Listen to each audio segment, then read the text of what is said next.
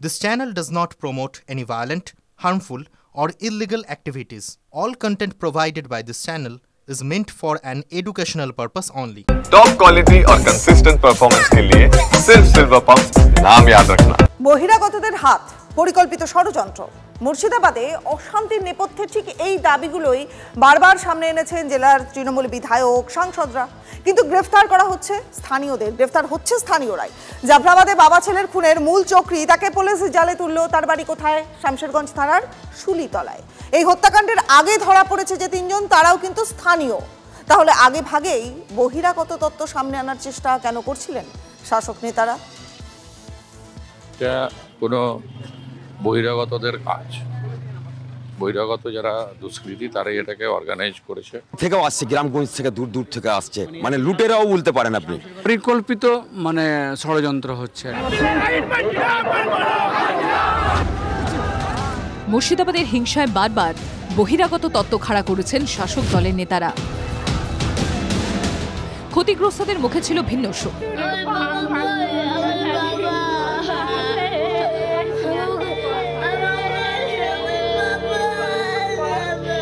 কিন্তু বাস্তব সত্যটা কি? তাই নিয়ে নানা চর্চার মাঝেই ধুলিয়ানের জাফরাবাদে বাবা ও ছেলেকে কুপিয়ে খুনের ঘটনায় ধৃতের সংখ্যা বেড়ে হয়েছে 4। ধৃত জিয়াউল শেখ ওরফে চাচাই মূল চক্রী বলে দাবি পুলিশের।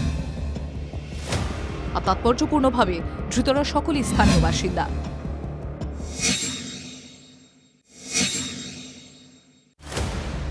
পুলিশ সূত্রের খবর, শামশেরগঞ্জ থানার শুলিতলার বাসিন্দাই জিয়াউল। জোড়া খুনে ধৃত তিনজনকে জিজ্ঞাসাবাদ করে তার নাম উঠে আসে। ঘটনার পর থেকে পলাতক ছিলেন। শনিবার রাতে অভিযান চালিয়ে উত্তর দিনাজপুরের চোপড়া থেকে জিয়াউলকে গ্রেফতার করা হয়।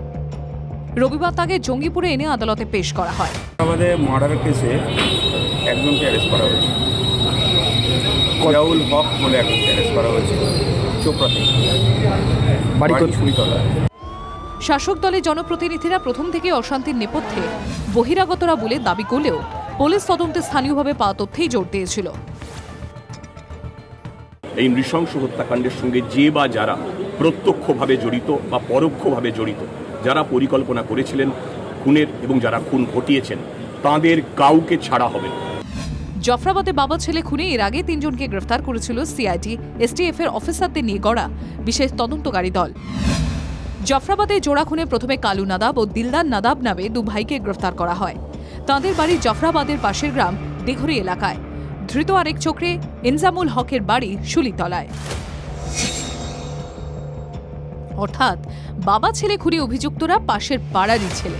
খুনের নেপথ্যে নিছক ব্যক্তিগত আক্রোশ নাকি অন্য কোনো কারণ, তা তদন্ত সাপেক্ষ।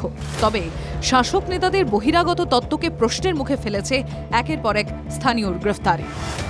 সব পুরোটাই স্থানীয়রাই করেছে। যারা রিফিউজি ক্যাম্পে আছে তাদেরকে জিজ্ঞেস করুন, শামশেরগঞ্জে যারা আক্রমণের শিকার হয়েছে তাদেরকে জিজ্ঞেস করুন, তারা বলে দেবে কারা ছিল, আশেপাশের গ্রামের লোক ছিল। কি চাপা দিতে বারবার বহিরাগত তত্ত্ব সামনে আনা? প্রশ্ন তুলছেন মৌলবাদের হিংসার আগুনে সব হারানো এই মানুষগুলো। মুর্শিদাবাদ থেকে কৌশিক ঘোষের রিপোর্ট, TV9 বাংলা। আর এদিকে পরিযায়ী শ্রমিক যারা, তারা কিন্তু জাঁতাকলে পড়েছেন। তারা বলছেন যে বাংলাতে কাজ নেই, তাই ভিন রাজ্যে তাদের ছুটতে হয়।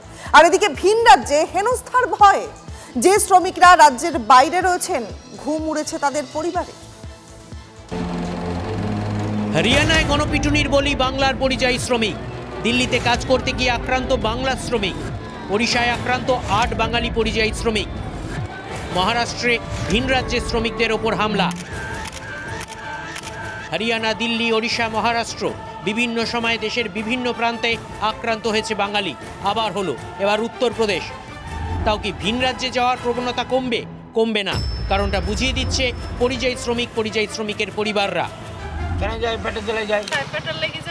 আমাদের পশ্চিমবাংলাতে কিছু কাজ পাচ্ছি না, কোনো ইনকাম নাই পশ্চিমবাংলাতে। পশ্চিমবঙ্গে আমাদের কাজ করে আমাদের পেটের খাবার হয় না। মুর্শিদাবাদ থেকে মালদা, সব জেলায় গ্রামে গ্রামে একটাই কথা, রাজ্যে কাজ নেই, খাবো কি? পরিমাণ কাজের দরকার, সেই কাজটা গ্রামে নেই। লক্ষ্মী ভান্ডার বা সরকারি প্রকল্পে অর্ধেকের বেশি টাকা পান না, যে কারণে বিড়ি বেঁধে সংসার চালাতে হয়। বাড়ির ছেলে পুলেদের পাঠাতে হচ্ছে বাইরে, কারণ তারা যে অর্থ উপার্জন করবে তাই দিয়ে সংসার চলবে, বাড়িঘর তৈরি হবে। পরিযায়ী শ্রমিকদের জন্য প্রকল্প চালু করেছিল রাজ্য সরকার। এছাড়া নানা সামাজিক প্রকল্প তো আছেই, তারপরেও ভিন রাজ্যে পাড়ি দেওয়ার ছবিটা একটুও বদলায়নি। না না না না, কোথায় রে বাবা, কোথায় বাবা, ও তো বাড়িতে সরকার যেটি দিচ্ছে এটি তো সরকার পেটি চলে না, মানুষের কি চলবে। মহিলারা প্রতি মাসে 1000 টাকা পান লক্ষ্মীর ভান্ডারে। ওই 1000 টাকায় কিছুই হয় না। 1000 টাকায় আমাদের কিছু হবে? ও লক্ষ্মী ভান্ডার কি হবে? 1000 টাকাতে কি হবে? গ্যাসের দামে তো ওটা লেগে যাচ্ছে। ওটা থেকে হবে ছেলে মেয়ের প্রাইভেট স্কুল খরচা করতে, অত কি হচ্ছে? কিছু তো হয় না ওই পয়সাতে, কি হচ্ছে? সুতরাং একটাই পথ খোলা, অন্য দেশ অথবা অন্য রাজ্য যেতে হবে, কিন্তু আশঙ্কার চোরাস্রোত বইছে। যেতে পারছেন না অন্য রাজ্যে, এবং তারা যেতে পারছেন না বলে এই মুহূর্তে রোজগার বন্ধ, বহু ঘরেই হাঁড়িটাও চড়বে না। ভয় আছে না, ওটার জন্য তো এখন ওটার জন্যই তো এখন করেছি, বন্ধ করেছি কাজটা, যাচ্ছি না। আতঙ্ক আছে, ভয় লাগছে, চিন্তা লাগবে না কি হচ্ছে না হচ্ছে বাইরে, ভয় আছে। হ্যাঁ ভয় তো আছে। এমন অনেক পরিবারই আতঙ্কে, যাদের প্রিয়জন পেট চালাতে ভিন রাজ্যে রয়েছেন। সায়ন্ত ও শুভতোষের রিপোর্ট, TV9 বাংলা।